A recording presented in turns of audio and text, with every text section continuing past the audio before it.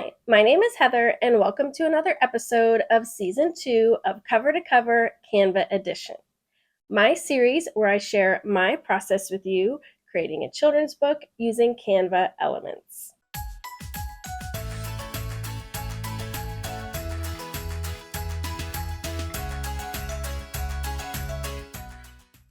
I'll include my copyright reminder here. And remember, this isn't a tutorial, it's just me sharing my process with you. So if you'd like more step-by-step instructions, then check out the videos that I'll link in the description. I also want to mention before we start that I don't yet have a project for season 3 of this series. So if you have a story and you don't have any of the pictures done and you'd like me to use your story for this series, then email me at heather@heathercash.com with your story and I will consider you for the next season. Last episode, we did the two different scenes, one with a sandbox and the other one had show and tell. So for this episode, we're going to do the next scene, which says, "My teacher is nice and I liked her just fine. She said her favorite color is red, just like mine. She read us a story and we played with some clay and I made some new friends by the end of the day." So we have the teacher's favorite color is red, so we can put her in a red outfit. She read them a story and they played with clay. I always like to make the picture match up with the words as much as possible. So we'll try to have all of those elements in the scene. So we could have the teacher reading a story while the kids are also playing with clay. That way we have both of those things in the scene. Since, of course, this is in the same classroom, I'm just going to copy the background over. So I'm going to copy the background color and the floor. We can copy the arts and crafts table over and we can use that for the clay. Let's look at the teachers that we had picked out before and see if any of them would be good for this. This one is actually wearing red, so let's use that one. So I'm going to copy her and I'll paste her here. And she's already holding books, so that's perfect. Let's find some clay that we can put on the table. I don't see anything great for clay, but I bet we could just find like blob shapes and that would probably be fine. This is a really good lump. And then I can change it to be like a more fun color. I can never get enough orange. This is a good one too. You know what would be fun? Let's make it look like kids are making little animals. Like I'll grab this shape right here and we can make bunny ears.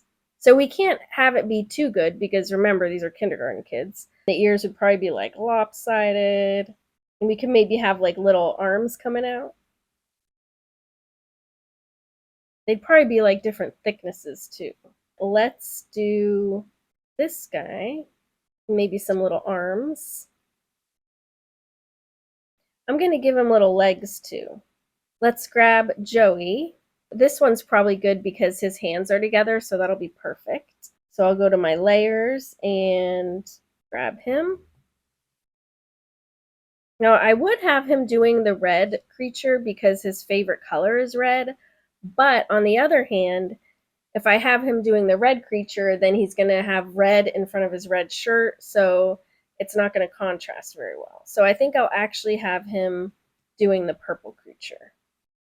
And then I'm going to put a little piece of purple clay in his hand. I would really like for his hands to be able to overlap the clay so that it really looks like he's holding it. So maybe I can search for new hands in here. Let's try this one. It's good that we can change the color so I can make it match his skin tone.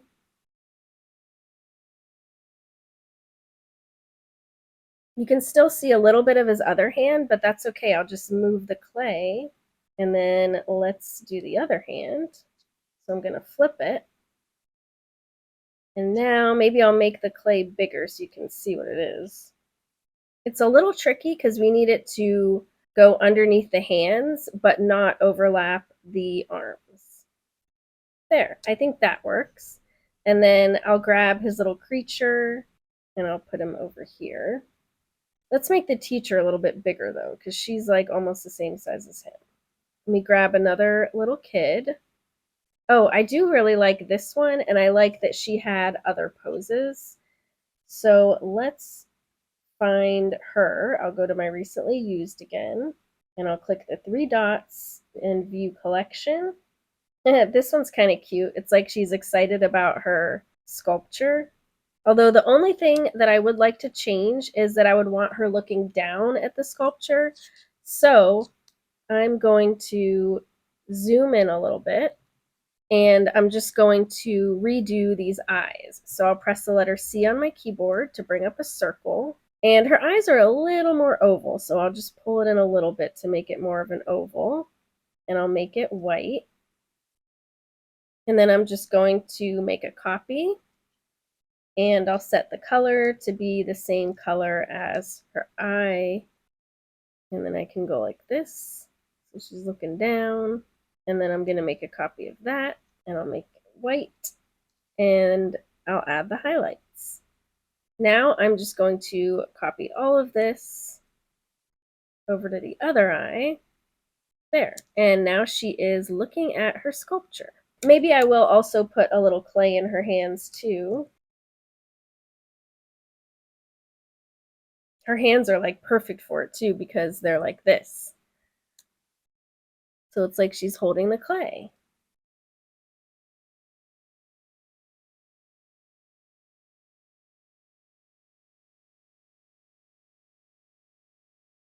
Let's see if we can fit one more student there, because I do feel like two might not be enough.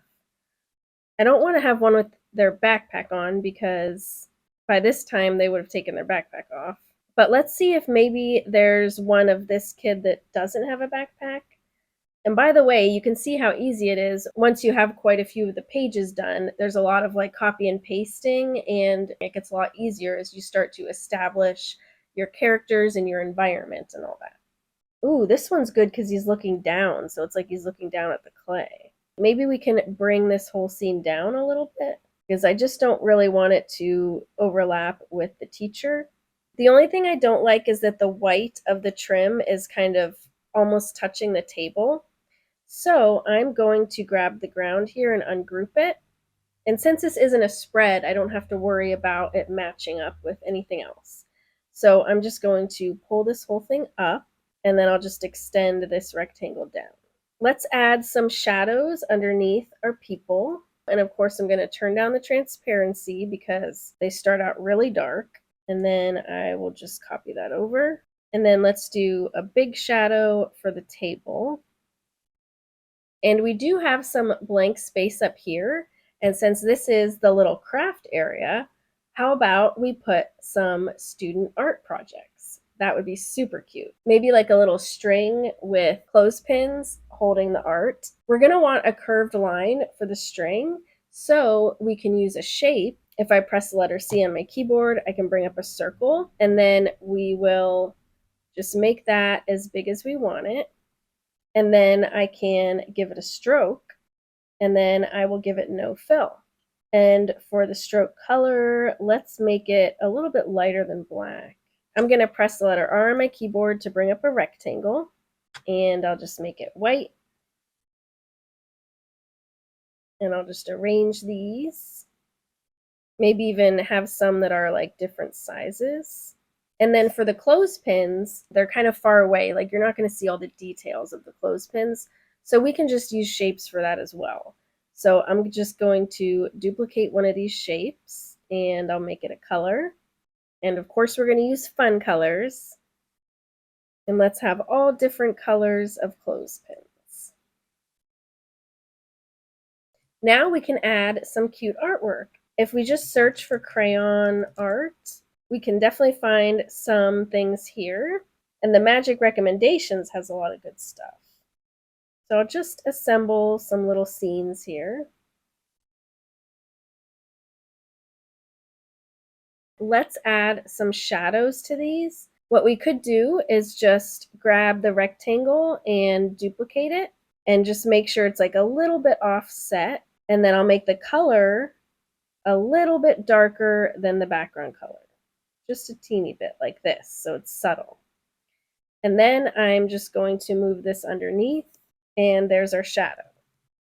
And if we rotate it at a little bit of an angle, then it'll even look like it's kind of coming out from the wall. So it's like close to the wall up here, and then it comes out from the wall down there, which is a really cool visual effect. So I'll just go ahead and copy these over.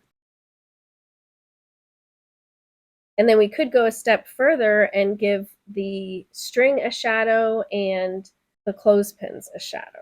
So I can just copy the string and I'll make it that same shadow color. So I'm just going to copy that color from the other shadow, and then I'll just offset it a little bit and I'll just move it underneath. Now let's add shadows to the clothespins. So I'm just going to grab one and duplicate it, and I'll make it that same shadow color. And then I'm just going to put it right behind the one I have, a little bit offset, a little bit tilted, and move it behind everything. And then I can just grab that shadow and just duplicate it for all of the clothespins.